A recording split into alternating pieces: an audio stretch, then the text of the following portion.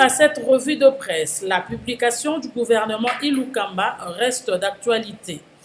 Voici le tout premier gouvernement de l'ère Tshisekedi, titre à la une du Tri-Hebdo Libre Débat.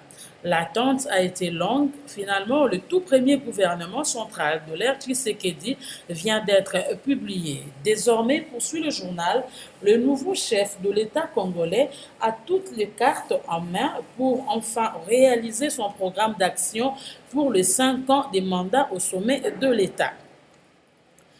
Bientôt, face aux députés, note la prospérité, Sylvestre Ilunga vers son premier baptême de feu. Ce jour-là, indique le quotidien, Ilukamba ne sera pas seul devant la représentation nationale. Lui et ses 76 coéquipiers se serrant certainement les coudes, devront démontrer sur quel morceau de bois ils se réchauffent. Ilukamba dit Sylvestre, du haut de ses 76 ans d'âge et de sa longue expérience d'économiste et de gestionnaire patenté de la chose publique, est appelé à formuler des propositions concrètes pour sortir la RD Congo de son marasme actuel, conclut le journal. Pendant ce temps, les représentants de la province du Nord-Ubangi décident de boycotter l'investiture du gouvernement Ilunga. Information relayée par le libre débat.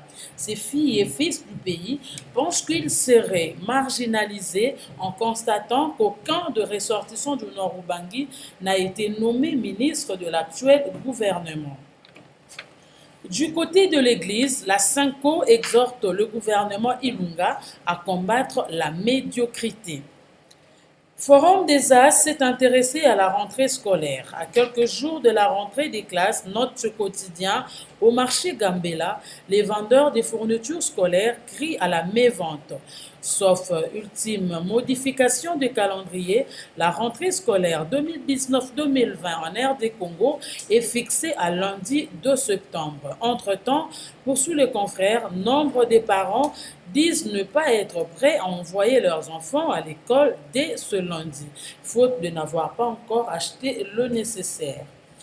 De leur côté, des vendeurs de fournitures scolaires dans différents marchés de la capitale soutiennent que les parents les fréquentent au compte-gouttes. Voilà tout pour cette revue de presse.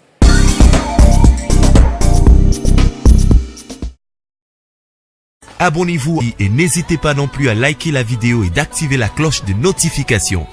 Voilà, comme ça,